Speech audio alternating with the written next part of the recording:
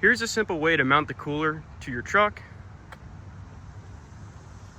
So this is a 52 quart Arctic cooler, and it's sitting on the wheel arch on the bed, and I have it shimmed up on some wood blocks. I would recommend just doing one block, but this is what I was able to scrap together.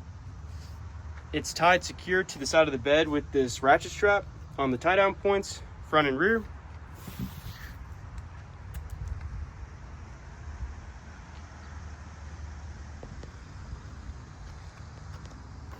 So if I pop the lid on this, see the drinks, easy to access, and you can see where the ratchet strap loops around the top corners right there to keep it secure to the driver's side.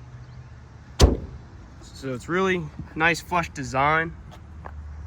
Typically your cooler would just be laying in the bed of your truck, and if you're driving down the road, it might go over there or tip over and just spill all your drinks, which is not good.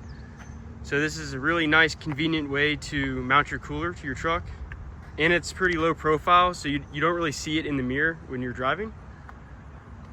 And if you have a regular size bed, which I have, this is a 6.5 foot bed, I'm still able to access my toolbox